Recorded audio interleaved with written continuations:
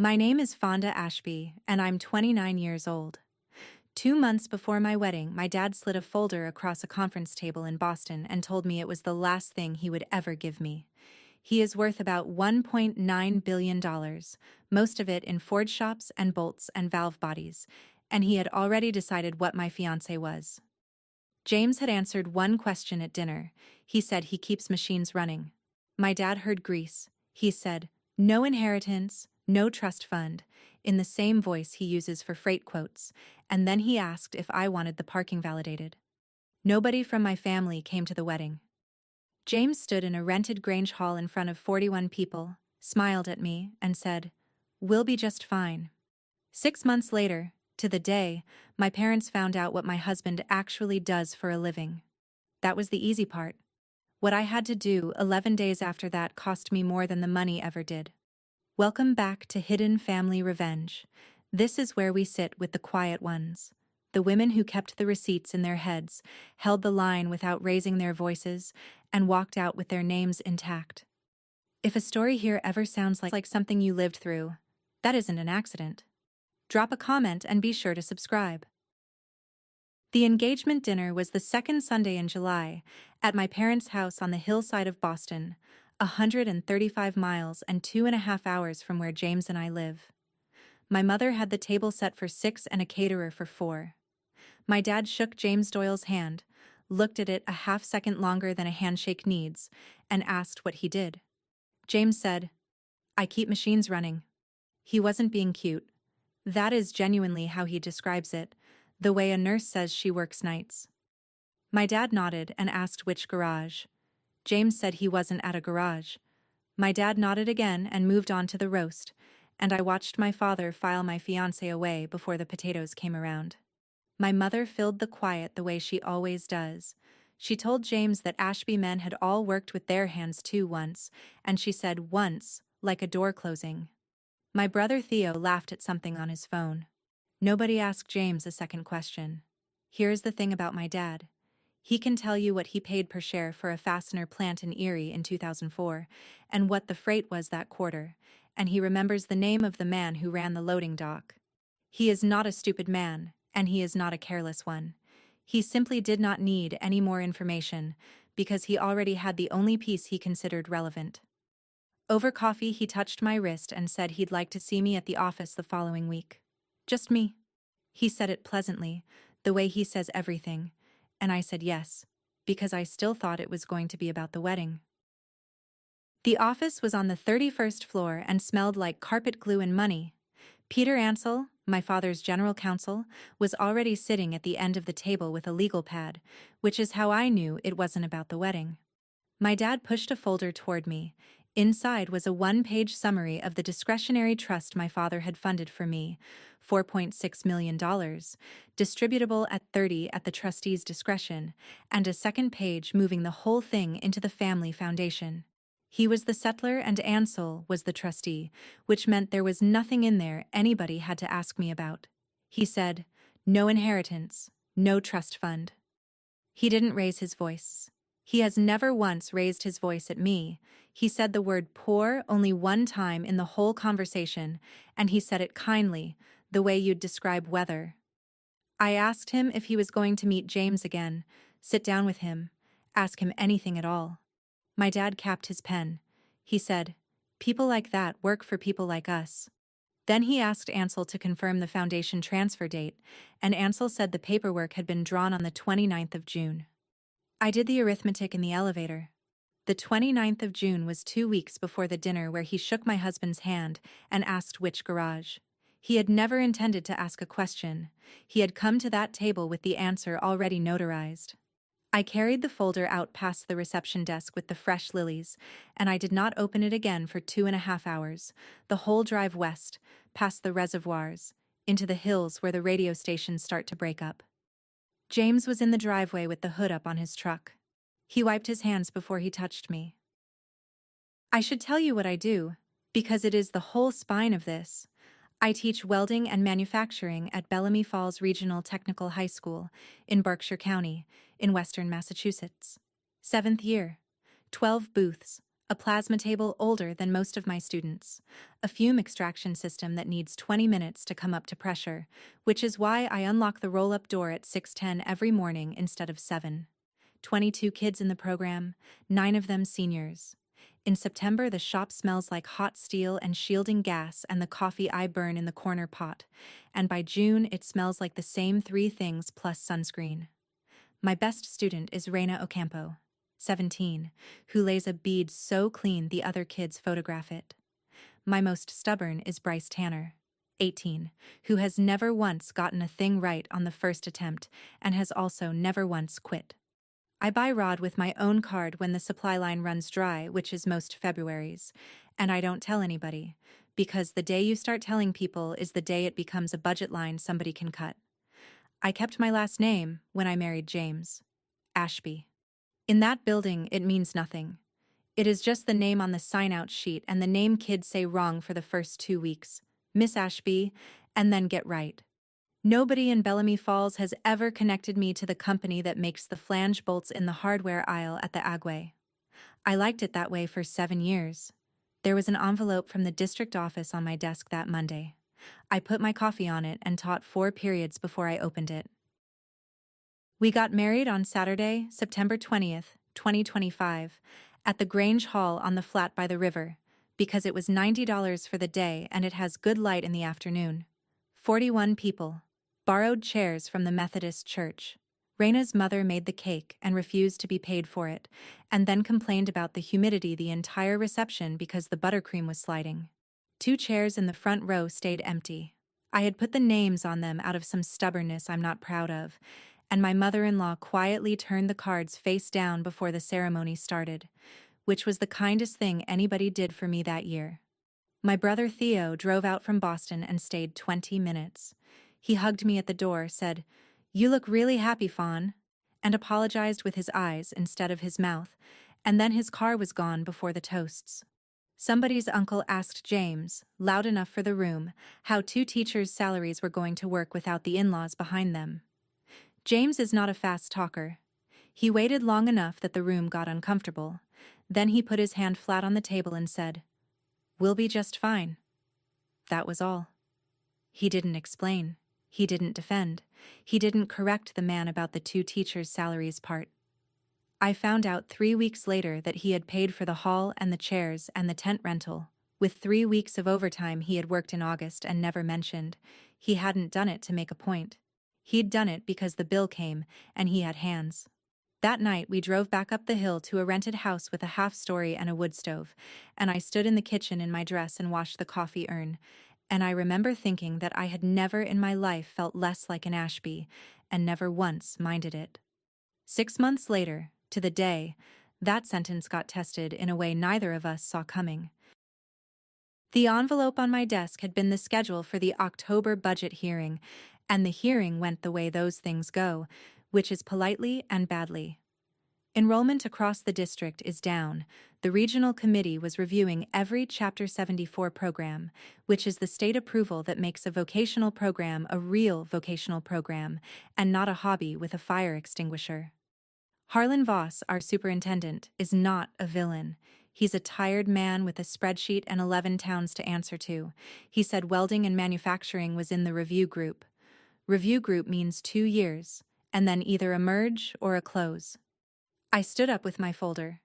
91% placement inside 8 months.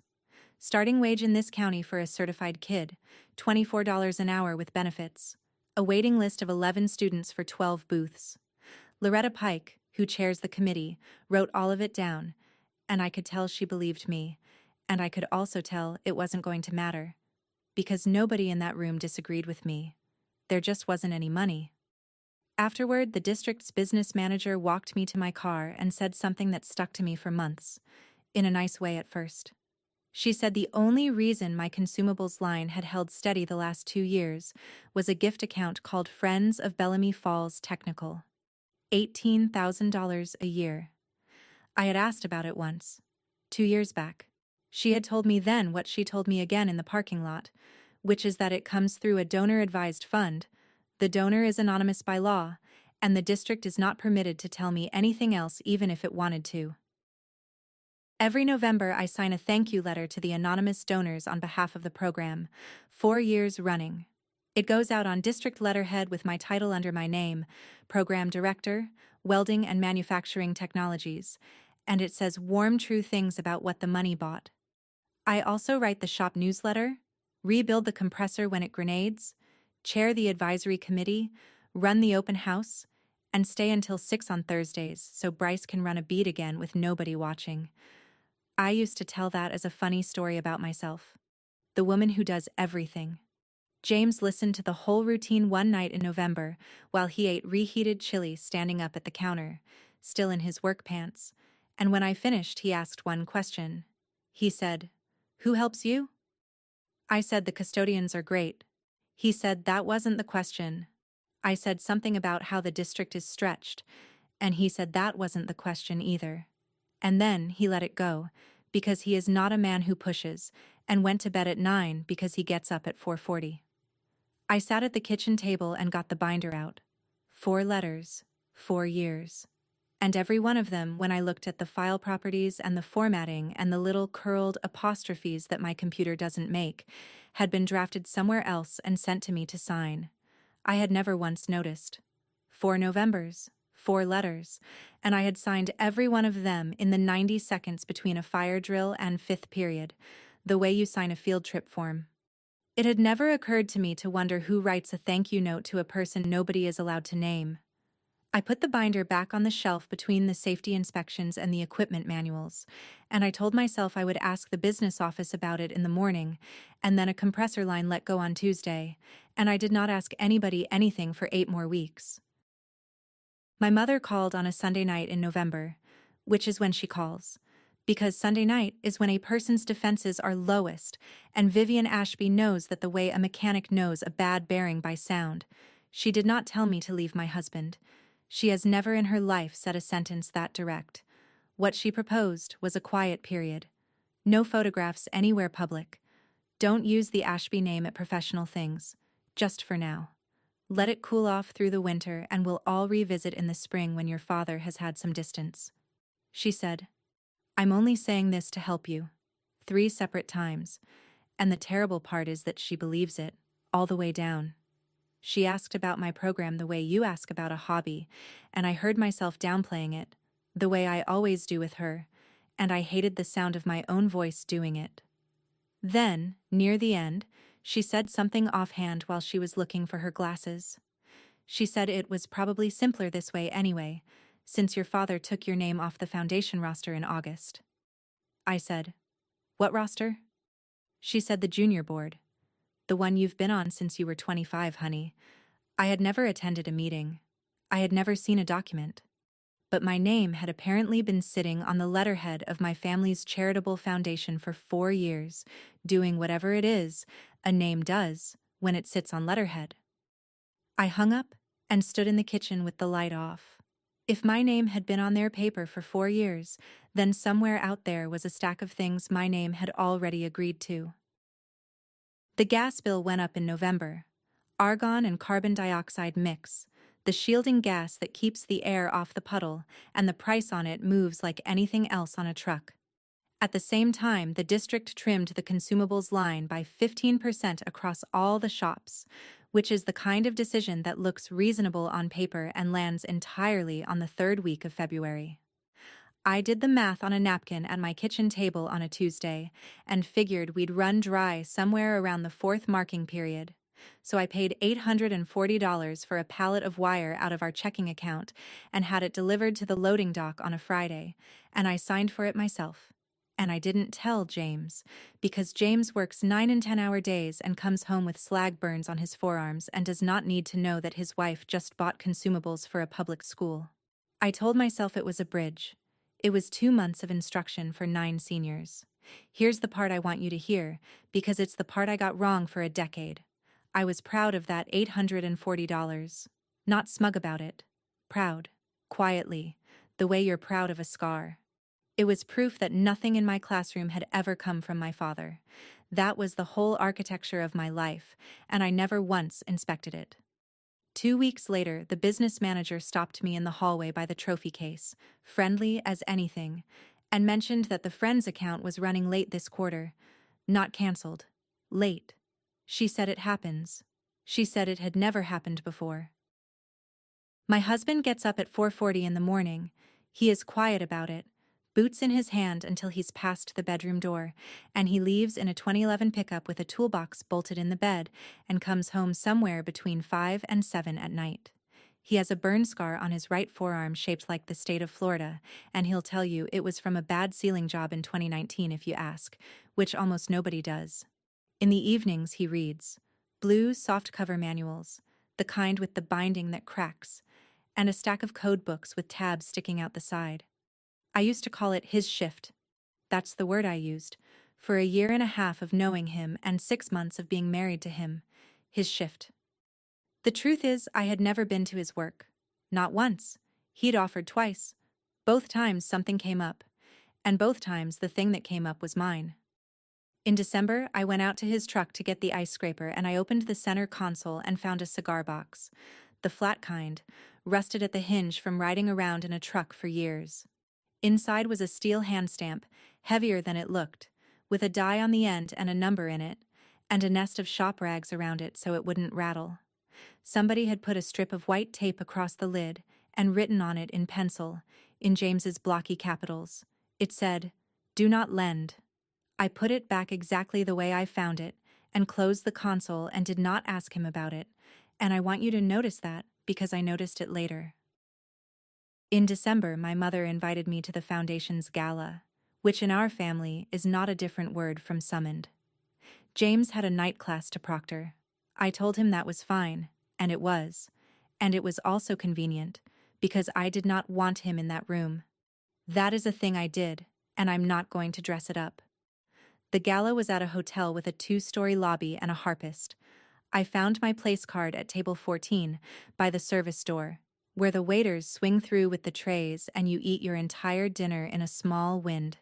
2 years ago, I had been at table 3. A man at 14 asked me what I did and then asked which private school, and when I told him it was a regional technical high school, he nodded for a while and said, "Well, somebody's got to do that." He wasn't being cruel. That's what I want you to understand. He was being agreeable. Around 9, my father crossed behind my chair on his way to the podium, put 2 fingers on my shoulder for exactly as long as a man greets a stranger, and said to the person walking with him, without slowing down, "People like that work for people like us."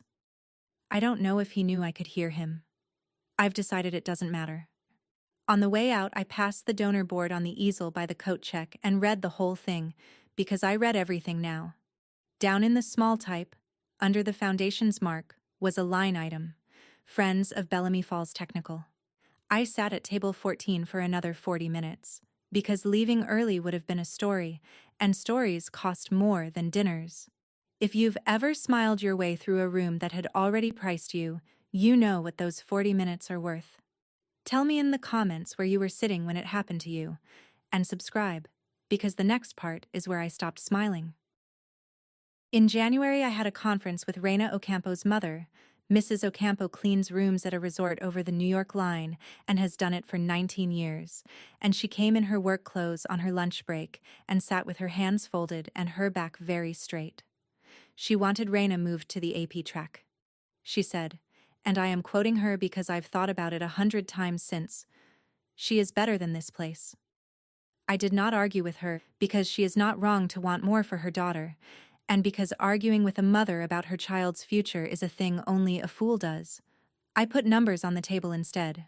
4 employers inside 40 miles hiring certified people right now. Starting wage. Health insurance at 90 days. The list of what a portable certification is worth over a career. Mrs. Ocampo listened to all of it, and thanked me, and signed the transfer form. And I watched a woman who has cleaned rooms for 19 years decide that her daughter should not touch metal for a living. That is the thing nobody puts in the story. It isn't only rich men in white shirts. It's in the water. It was in that room in a woman's work uniform, and it was in my own mouth when I talked to my mother on the phone, and it will be in yours if you're not careful. The next afternoon, Reina came in during her free block, put her jacket on the bench, and asked if she could stay in the program without her mother knowing for a few weeks while she figured out how to ask again. Then she asked me a question I couldn't answer well. She said, "Miss Ashby, the card at the end, does that work anywhere? Or does it only work here?" The district put out a new grant packet at the end of January.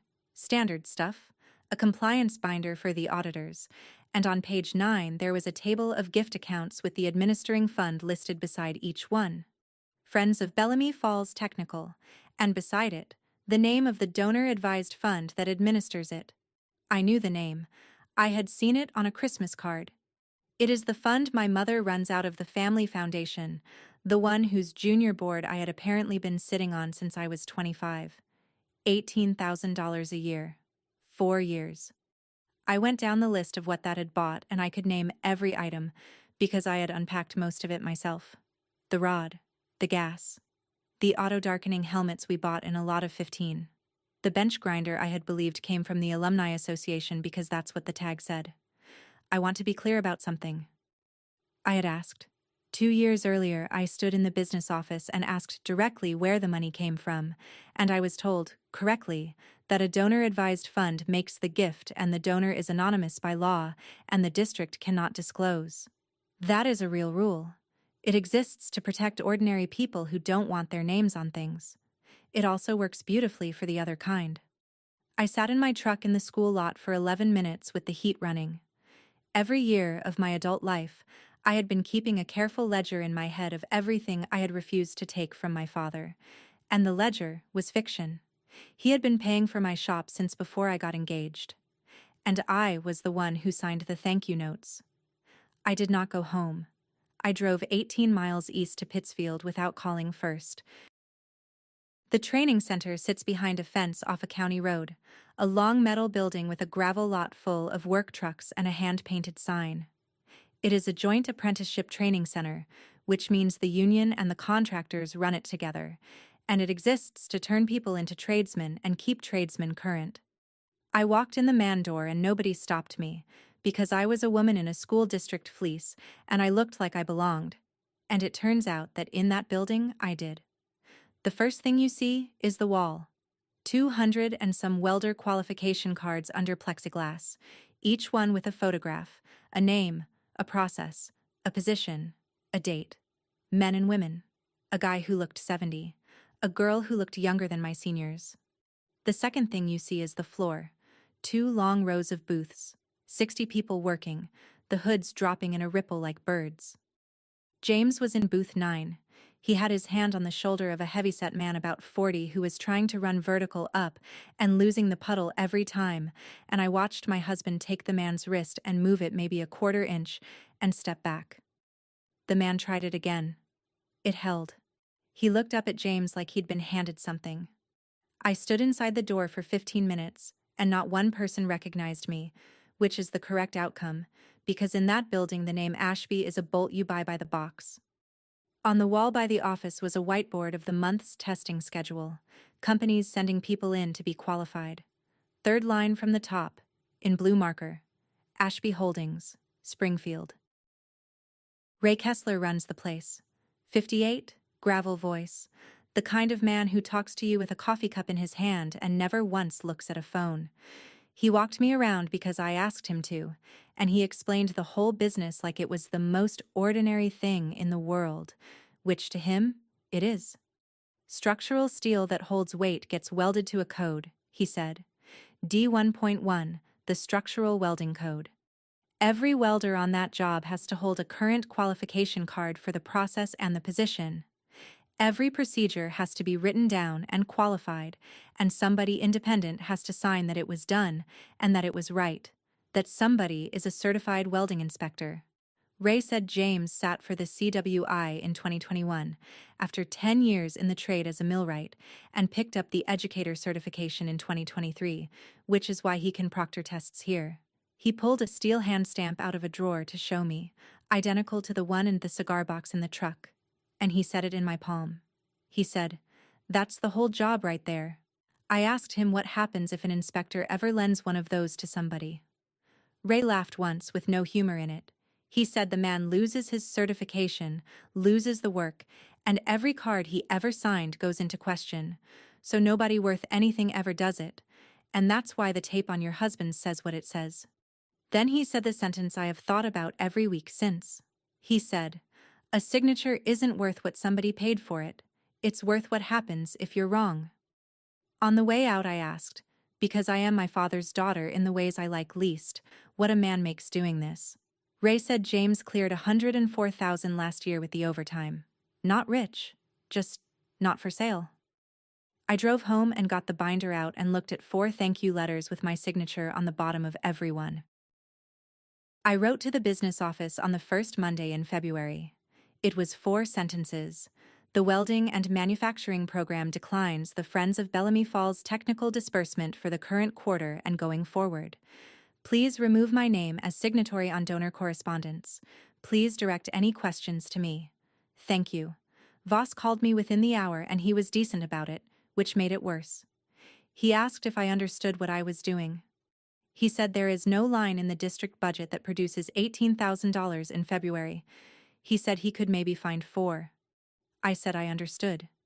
He said, "Fonda, this is a gift with no conditions on it," and I said, "It has one." And he waited for me to say what it was, and I couldn't put it in a sentence yet, so I just said it again. "It has one." I sent the letter. Then I sat in my truck in the lot, and I did not call my husband, because I still had not learned the thing this story is about, and because some part of me wanted to be able to say later that I'd done it entirely alone. That's not strength. I know what it is now. 10 days later, the last cylinder in the rack went light. You can hear it before the gauge tells you, a different sound when you crack the valve. Thinner. Bryce was in booth 6 with his hood up, waiting for me to say something, and I stood there with my hand on the neck of an empty bottle in front of 9 seniors who needed to run test plates in 6 weeks. I told them we'd run layout that day. Nobody complained, which was worse than if they had. Kids in a shop know the difference between a lesson plan and a stall, the way they know the difference between a good bead and a pretty one. And Raina looked at the empty rack on her way out and did not ask me a single question about it, which is how I knew she had already worked it out. By the middle of February, we owed the gas and welding supply house $6,300, and they stopped delivering, which they were entitled to do, and which the man on the phone clearly hated doing. Without shielding gas and wire, there are no test plates. Without test plates in March, there is no certification before graduation, and the next testing window after that lands in the second week of June, which is 4 days before those kids walk. I ran drills, I ran layout, fit up, code reading, print reading, everything you can teach a welder without letting him weld, which is a lot more than people think, and a lot less than enough. Bryce came up to my desk on a Thursday, and Bryce does not ask for things. He asked, very quietly, if he was going to make it. I told him the truth, which was that I didn't know. That night, James came home late and there were 2 cylinders in the bed of the truck. He didn't make a speech about it. He said the center had spares and he'd sign them out. I said thank you, and I meant it, and I slept better than I had in a week. At 5 in the morning, I heard the tailgate. He was putting them back in. He told me over coffee, without any drama, that signing out center equipment for his wife's school is using his position, and that a man whose whole job is being independent doesn't get to be independent only when it's cheap. I said the kids need gas. He said, "I know. Not like that." Then he drove them back before his first class, and I sat at the table and thought about a strip of tape on a cigar box. My father called me on the 26th of February, which was the first time I had heard his voice in 5 months. He did not mention the wedding. He did not ask about James. He said, "I understand you're out of gas." And he let that sit. And I did not ask how he knew, because there are maybe 9 people in that district who could have told him, and I did not want to know which one it was. He asked what the program actually needed, in numbers, and when I told him, he made a sound like a man writing it down. Then he said, "Come to the office, bring your figures." I said I'd think about it. He said Tuesday at 10, and hung up, because he has never in his life ended a call by agreeing to something. I drove the 135 miles on Tuesday. I want to be honest about why. It was not curiosity, and it was not weakness. It was Bryce Tanner standing at my desk asking if he was going to make it. There is a version of me that would have stayed home on principle and let 9 kids miss a window, and I have met that woman at conferences, and I do not want to be her. Ansel was in the room again. My father called me Miss Ashby in front of him, twice, and I understood that the name was being used as a tool in front of a witness. On the table was a bound proposal, 3/4 of an inch thick, with a title page. The title page did not have the name of my program on it. It had a different name entirely, and I read it upside down while my father poured the coffee himself, which he does when he wants you to notice that he is being generous. The proposal was for the Ashby Center for Advanced Manufacturing. $2.4 million from the Family Foundation to the Regional District. 18 new booths, a metrology room with a coordinate measuring machine. 2 additional instructors, salary underwritten for 6 years. A ventilation system built this century. I sat there and read it and my hands got cold, because it was not a bribe. It was the thing I had been begging 11 towns for since I was 23, and it was better than anything I could have written myself. Then I got to the conditions page. There were 3. 1. The advisory board for the new center would be appointed by the foundation. 2. The district would retire its articulation agreement with the Joint Apprenticeship Training Center in Pittsfield and replace it with an Ashby Scholars Pathway, placing graduates directly into Ashby Holdings plants. 3. The name director of the center would be Fonda Ashby, who would appear at the dedication. I read Condition 2 4 times. An articulation agreement is a boring document. All it does is make the hours and the certification a kid earns in my shop count somewhere else, at a real apprenticeship, on a real card, with a real number on it. Retire the agreement and my seniors still get trained. They just get trained into one company's system, and their card works exactly as far as that company's fence. I heard Raina's voice in my free block. Does that work anywhere, or does it only work here? Ansel slid one more page across, very politely, the way he does everything. It was a draft endorsement letter for the district's press release. It had a quotation in it already, attributed to me, about my family's lifelong commitment to the trades. There was a signature line under it with my name typed beneath. I didn't tear anything up. I want that on the record, because the movie version of me makes a speech in that conference room, and the real version drove home and sat with it for 3 days. On Friday the 6th of March, I took a pen and drew a line through my name on the signature block, and I wrote 4 sentences to Harlan Voss and Loretta Pike, copying Peter Ansel. I will not serve as named director of the proposed center. I will not sign the endorsement letter, and no quotation should be attributed to me. The committee should evaluate the gift entirely on its own merits, without regard to my position. My objection is to Condition 2, which I will address in public comment. Then I hit send, and the noise in my head stopped for about 90 seconds, and after that, it got very loud again. My mother called 17 minutes later. She had clearly been handed the email while it was still warm. She did not yell, because she never yells. She said I had embarrassed my father in front of his own counsel. She said the family had built something over 3 generations, and I was treating it like a coupon I could decline. And then she said the sentence I still hear when I can't sleep. She said, "You've made yourself very small, and you did it in public." I sat in my truck in the school lot with the phone dark in my hand. And then I did a thing I had never done. In the entire 7 years I had been running that shop by myself. I called my husband in the middle of a workday and told him I was in trouble and asked him what to do.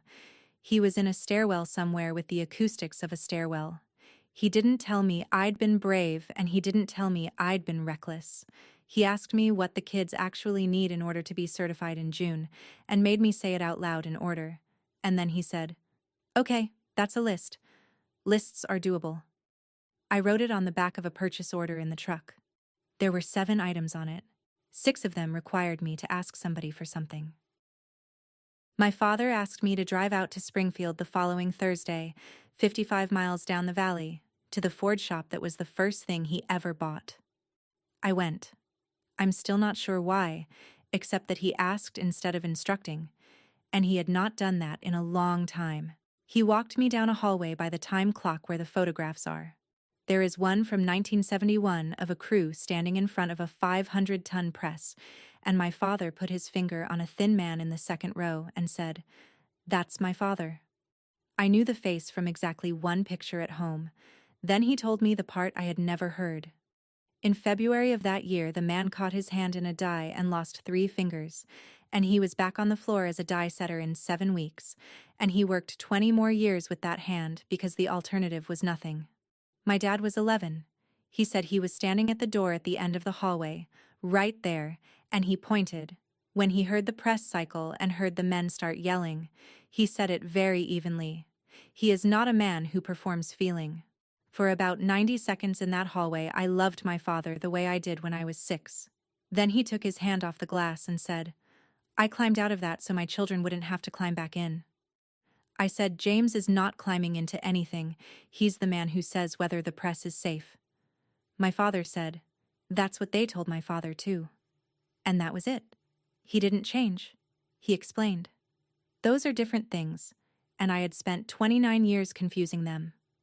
On the drive home, I realized he had never once, not that day, not any day, asked me what my husband actually does. On the 17th of March, the district put out its notice for the special meeting, and the foundation put out a photograph. It ran in the county paper on page 3.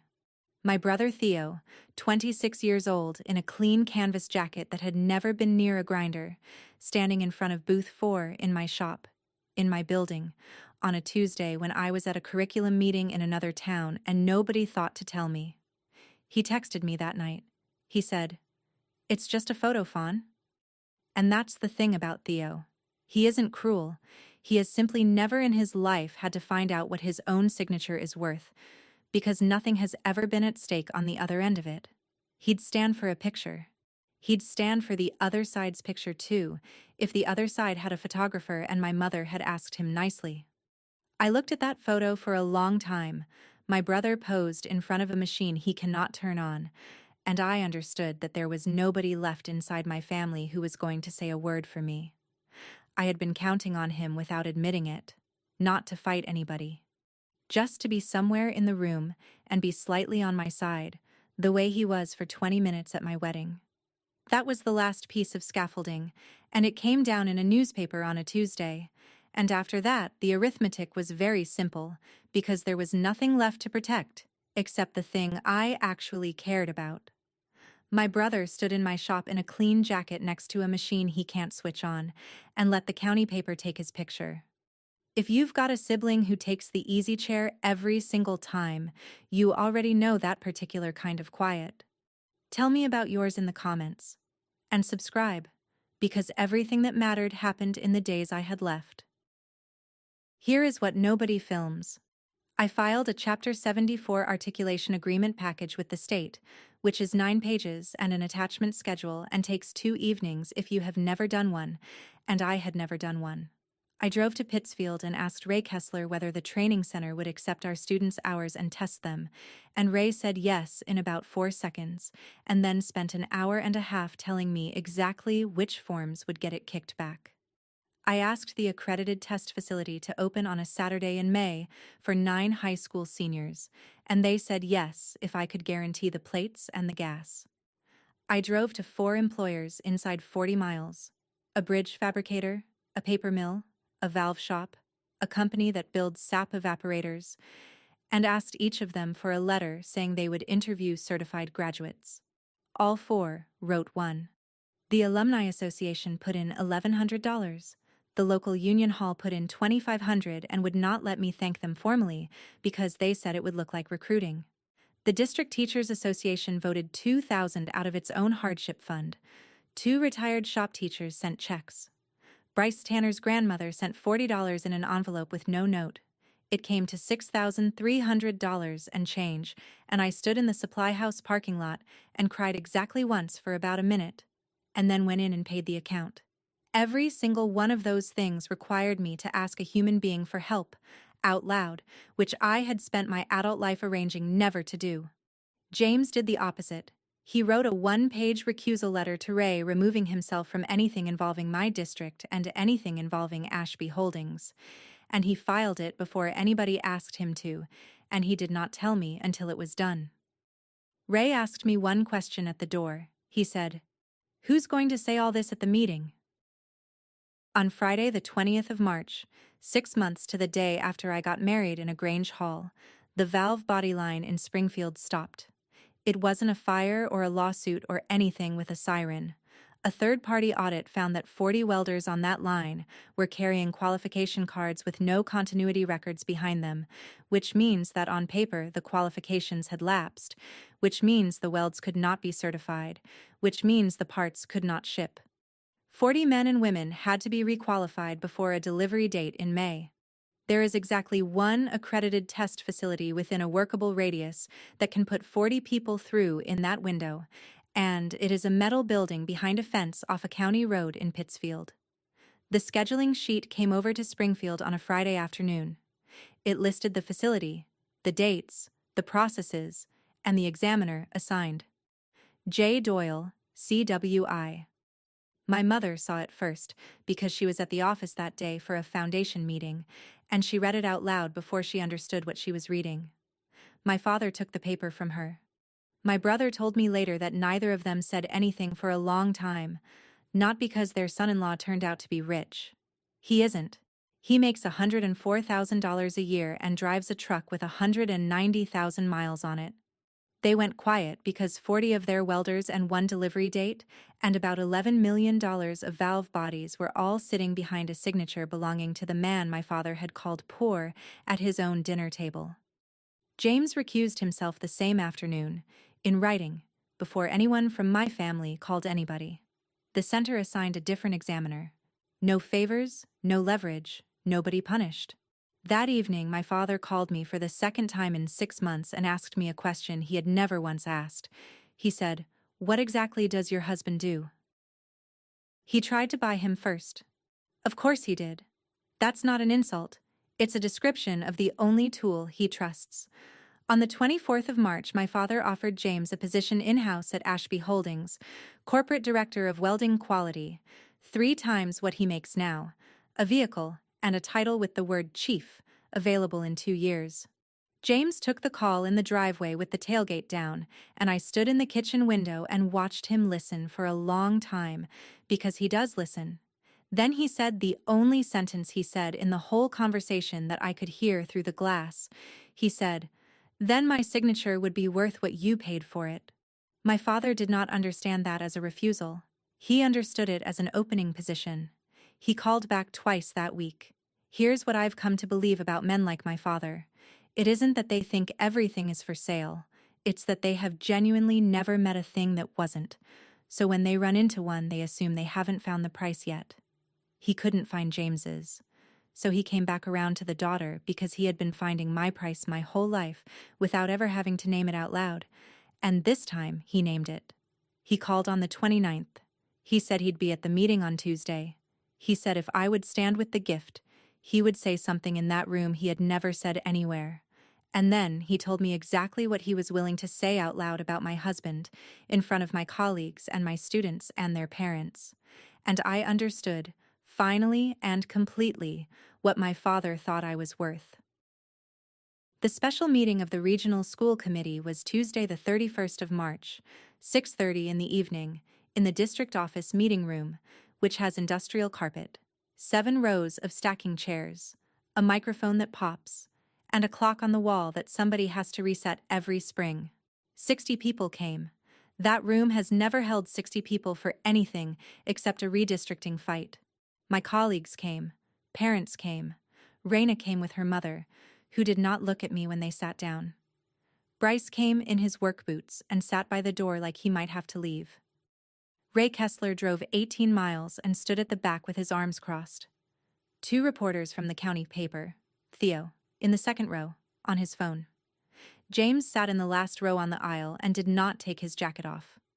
My father arrived 12 minutes early in a white shirt with no tie and sat in the second row across from my brother, and half the room had no idea that the tidy man in the second row was Roland Ashby, and the other half had figured it out from the paper.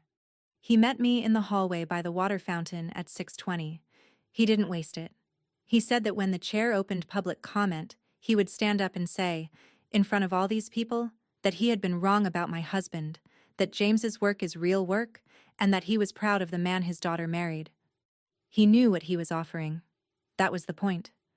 I had wanted to hear that sentence since I was 23 years old, and he had known that the entire time, and he had kept it in a drawer for 6 years, and now here it was on the table with a price tag on it.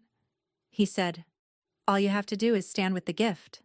Then Loretta Pike tapped the microphone twice and called the meeting to order. Public comment is 3 minutes. There's a little digital timer on the table that turns yellow at 30 seconds, and I have watched grown men lose their minds at that timer. I want to tell you I was calm. I was not calm. I was steady, which is a different thing, and the only thing available to me. I said my name for the record, and the room went quieter than it had been all night. First I said that my father had made me an offer in the hallway 20 minutes ago, and that I was declining it. And I did not repeat what it was, because it was not the committee's business and because saying it out loud in that room would have made it a weapon, and it was already sad enough. An apology with a condition on it isn't an apology, it's an invoice. And if I took that one tonight, in that room, I would be the person who sold the truth back to the man who had spent 6 years denying it. And every kid in that shop would have watched me do it. Second, I withdrew my name from the gift agreement in full.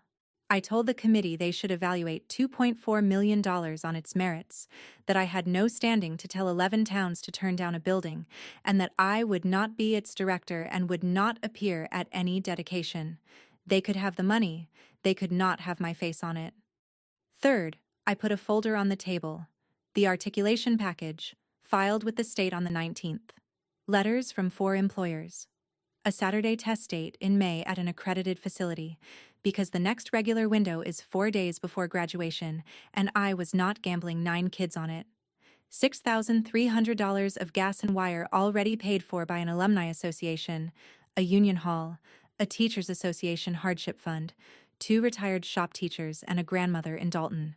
And I asked the committee to sever Condition 2 from the vote and keep the articulation agreement, because it costs the district nothing, not $1. And because it is the only reason a card my students earn in that shop is worth anything past our own parking lot. Then I said the last thing, and I said it to the committee and not to him, and it came out flatter than I expected. I said, "Your name goes on the building. It doesn't go on them." My father stood up before the chair recognized him and spoke louder in that room than I have heard him speak in my entire life. Loretta Pike asked him twice to sit down. He sat down, and that was the whole thing. It took less than 3 minutes, and it was the most expensive thing I have ever done. Ray Kessler used his 30 seconds to confirm, for the record, that the training center had signed and would honor the agreement whether or not the district took the gift. Then the committee talked for 50 minutes about liability and square footage, and whether the new building would need its own bus loop. That is what these rooms are actually like. There is no music. Loretta Pike moved to sever Condition 2 from the main motion, because as she said it in her flat committee voice, the agreement is free, and the district has never in its history voted down free. That carried unanimously. Peter Ansel stepped into the hallway for 4 minutes, and came back and said the foundation had no objection, which told me everything about what that condition had actually been worth, because pulling $2.4 million off a table in front of 2 reporters costs a family more than an articulation agreement ever could. Then they voted on the gift. 7-2. Accept. I sat in the 4th row with my hands in my lap and watched a $2.4 million building get approved, and it was the correct decision, and I would have voted for it too. Here is what it cost. The foundation's advisory board appoints the director of the new center. I had told them in writing, twice, that it would not be me, and organizations take you at your word about the things that are inconvenient for them. So the 18 booths are not mine. The metrology room is not mine. The building going up across that parking lot has my family's name on it, and I will never teach a class in it. I keep 12 booths, a plasma table from 2009, and a fume system that takes 20 minutes to come up. Voss caught me by the coat rack afterward. He is not a bad man, and he did not pretend. He said, "I have to keep the lights on, Fonda." I said, "I know," he said. "For what it's worth, you were right about condition 2. I said that it's worth something, and I meant it, and it doesn't pay for anything. And both of those are true at once. When I turned around, my father was standing in the doorway with his coat over his arm, waiting. We ended up in the parking lot under the sodium light by the flagpole, which turns everybody the same orange color.